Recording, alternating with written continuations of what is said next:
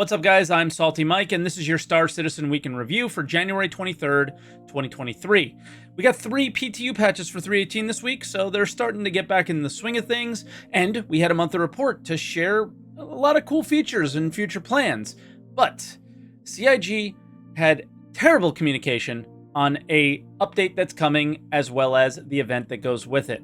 All that and more on today's Week in Review.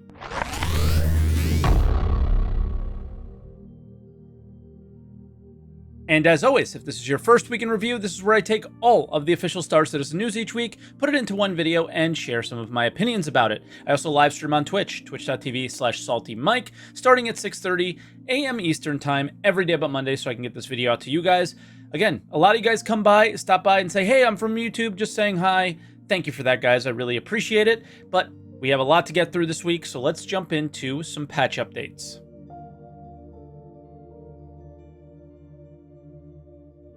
And with that, we're going to start out with those PTU updates, starting with patch X for 3.18 on that PTU. And it's just visual improvements to cliffs that are, I believe, are the cliffs near the rivers, which is nothing special. But the big one is you can no longer bedlog at the outposts, specifically Armistice Zone outposts. And the issue there is that if you have a bounty on your head and a bounty hunter is chasing you, you could just log out at these locations because nobody can kill you.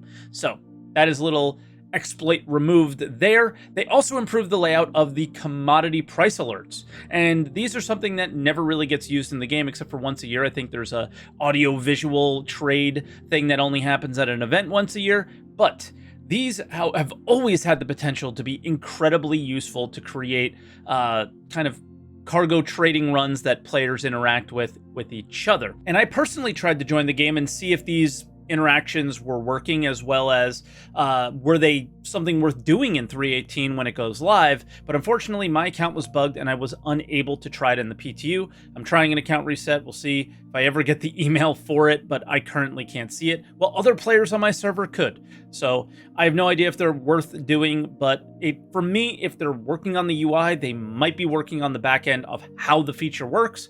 So fingers crossed there. Let me know if you guys have checked it out down in the comments below, and if you have any experiences with it that are positive or negative or otherwise. And then 3.18Y on the PTU, the feature update that is the only thing worth talking about here is armor. They added armor to the ships. Kind of. It's always been there. And it's been the same way that armor works on your FPS character, which is just damage mitigation. Heavy armor reduces 40% of incoming damage, all of it, currently for your FPS character. For our ships, they're really removing all the damage mitigation from laser repeaters, or lasers, I should say, and distortion, and only applying damage reduction for ballistics. This is to try and bring the game in line with the way they always intended it to play. And this is a positive and a negative for me. It's a positive because that's their goal, right? They want the game to feel how the game is going to feel when it's out. They're trying to get us there, and band-aiding this is their solution for that. The negative is that we're probably incredibly far away from the actual experience, right? So this is a band-aid because they know it's going to take a long time. I'm happy with them caring to make the experience quote-unquote better, because a lot of people don't feel that this is a better change or that this is going to lead to better combat interactions between players. A lot of people feel like it's going to continue the subpar experience that we have now. Yogi also states that this is a data gathering experience right now. So play, fight, and they will take the data and they will decide what to do with it. So as of this moment, something I've been saying a lot about these changes around ships and combat, it still seems like they may or may not be in the live patch. So that is kind of how they're dealing with this at the moment. Is it could just not make it at all. They could decide that it stinks. They could make major changes to make it awesome. But we are right now feeling the effects of them just trying things out. And then for the Z patch, it was just all bug fixes. And this is our current patch on the PTU. And they did announce that they have plans for a patch today on Monday. So I'm recording this video before that patch comes out. I will let you know how the patch went next week on Week in Review, so get subscribed if you haven't yet. We also had a patch on the live servers, patch 3.17.5, which is only to bring in the Lunar New Year event. They've talked about this. We talked about it last week as well when it was on the PTU. Now, I do want to talk about that event in particular, and it is your standard event, just like the holiday, Christmas event where you get a bunch of gifts and sell them. It's the same thing, but it's envelopes this time. You can go to the website, put in a code, get some goodies. Wow, nothing crazy here. There's contests, there's the usual things that they do all the time. This time they decided to do something a little bit different, and I don't think it's a good thing. They said if you logged in to previous Lunar New Year experiences in the past 3 years, only if you logged in will you get a reward in your hangar. And that reward is one of the envelopes that we sell, but with the different animals on it. And I don't think that's a good thing. I think if you were backed at that time, whatever, how do they even have this data in the first place? Who's keeping it and why? That's just kind of weird. And I just don't even believe that they're going to be able to do this correctly, because they're always doing this, right? Hey guys, we have to wipe, so we're going to attribute an extra amount of money based on what you did at this time. It's never right. It never works. It's always problematic. Learn from your lessons. This is why members of the community criticize CIG, is because they don't learn lessons, right? In a lot of cases, they continue to make the same mistakes consistently over and over and over again, and this time it's no different. It's not about the event. It's not about this specific decision. It's the collection of these decisions and their poor communication on them. My guess is if you were a backer at this time, you will get these rewards. That is the normal way of doing it. The other thing is why are you doing it in the first place, right? Like this always, hey, we wish we had done it then. We're able to do it now, so let's backtrack and do it for all the people from back then. No. We just want you guys to do better and get better every day, and that's it. I'm not worried about getting my 2020 letter, and I'm a collector. I love this stuff, and I want to point that out as well. Who is this event or this part of the event for? It's for the collectors. And if you're saying that collectors had to be there, but didn't know it had to be there, how is that fair? That's nuts.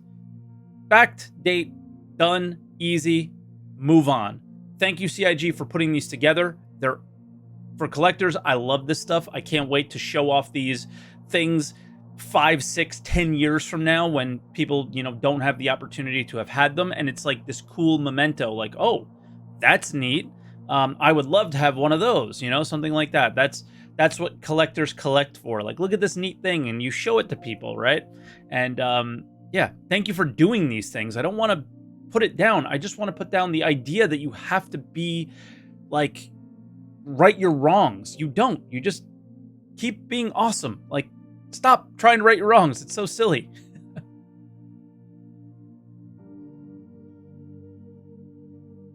And then we had our first monthly report in months. So it covered the last 2 months. December and November it covered. So that is quite a bit of things that they put in there. But most of that stuff we already know, because it's all the things that we've been talking about with 3.18 over the last however many months as well. So I'm just going to touch on the features that share what might be coming in the near future. And we're going to start out with AI tech. And this first update is filled with interesting information that absolutely could and probably will have a positive impact on the way we play the game if it does make it to a player-facing patch, and it's all related to NPC navigation.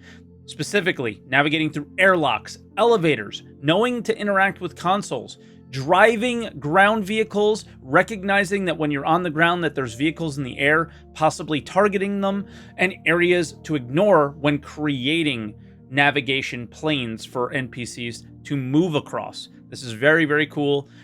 I hope we get this in a patch soon to ourselves, because then you can really see, even though the AI are not the best in Star Citizen at the moment, the ability for them to do certain things well one day is also important to look at. Character art is the next thing, and they very casually referenced fauna, that they're working on it. No timeline on when we'll see those and see them in game, but here's to hoping on that. For ship art, very short here as well, just kind of talked about the Crusader Spirit series, which is all in white box, and they mentioned an unannounced vehicle. Arena Commander features. I left the full update on the screen here because there is a ton of stuff going on in AC, but none of it's really like left to just kind of be ignored for this update. It's all really important stuff. Racing tracks are coming with new checkpoints that we saw in a previous week in review. Again, get subscribed if you haven't yet. Added turrets to help or hinder players. Soft death was added. Not sure how they're going to utilize that. And this one's interesting, the ability to ban or allow ships in a specific game mode. So for them, it sounds like a back-end tool to create cool new game modes.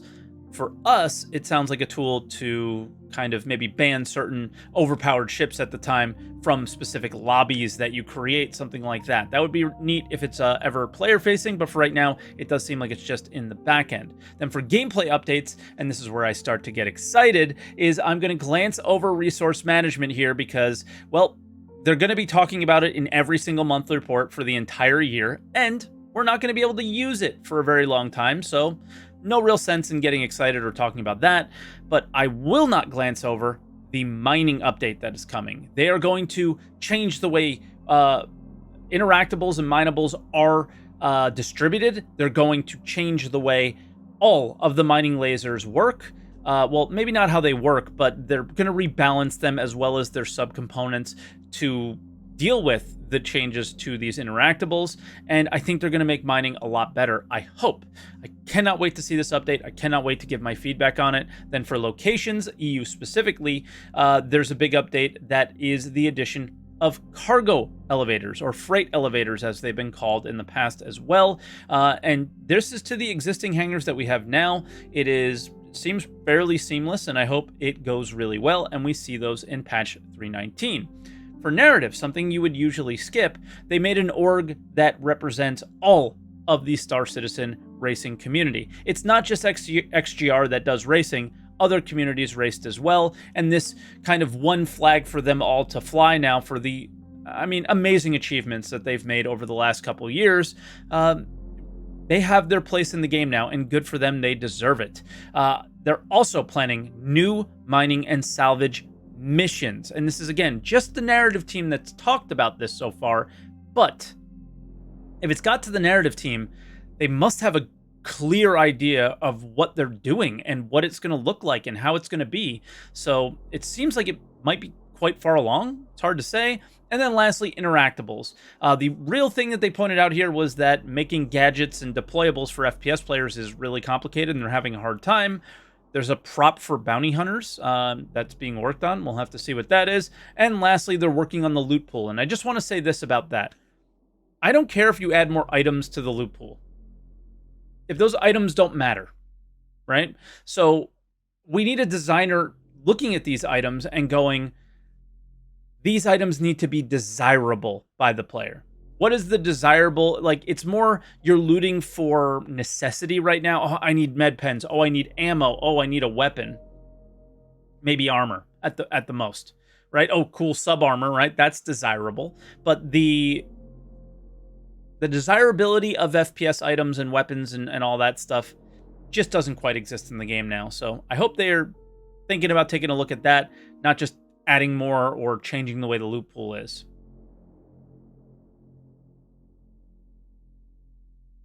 And we have an incredibly short other updates this week. It is starting out with the sneak peek as we always do, but look what it is, guys. It's Pyro. You know that thing that we waited all year for last year? And oh yeah, you have to wait again for it this year and probably won't even get it this year? Yeah, that's what they're pushing in these. And I'm sorry for being negative, but there is no way that they can keep doing this and like it be something that you're excited about. I'm not excited about this stuff anymore. It's silly. And I really hope we start seeing sneak peeks and teases on stuff that is a little bit more in the nearer future rather than the incredibly distant future. Because, yeah, they've been sneak peeking this stuff for well over a year now. And I'm just tired of seeing it. And then the Anvil Hurricane. Why would we be talking about that? Well, it's not good. They are raising the price of the Anvil Hurricane, and why? Well, it sounds like it is just a shameless money grab because the Anvil Hurricane is incredibly powerful in the game right now. Probably one of the top 2-3 ships to use in a PvP combat scenario. And, well, they should probably try and capitalize on it before the entire flight model changes, and maybe it's not part of the meta, right? It's in high demand now. Let's get our money while we can. It won't be later. For example, I think the Avenger Titan's still a great ship, but they've been adding ships to that lineup, and one of the reasonings of changing prices is so it fits in the lineup from that standpoint. But I just look at this and go, yeah, this is incredibly shameless. Let me know what you guys think down in the comments below. I don't think they should lower the value of something like the Scorpion because it's not as good right now, but I think that the issue here is there's ways to make more money, guys. And this, you're taking the easy way out, I feel like. And yeah, it just feels lazy. Do better, That's just where I'm at with that. And that'll really do it for this week, guys. That is Week in Review. I enjoyed making it for the second time because the first time I made it, I forgot to unmute my microphone. So make sure you hit the like button for that. Subscribe, comment down below, and laugh at me for forgetting to unmute my mic. And I am recording this much later in the day, so when you see it later on YouTube, this is why. Thank you for watching, as always. A classic, great outro by me, as always, again. And I will see you guys next week, all right?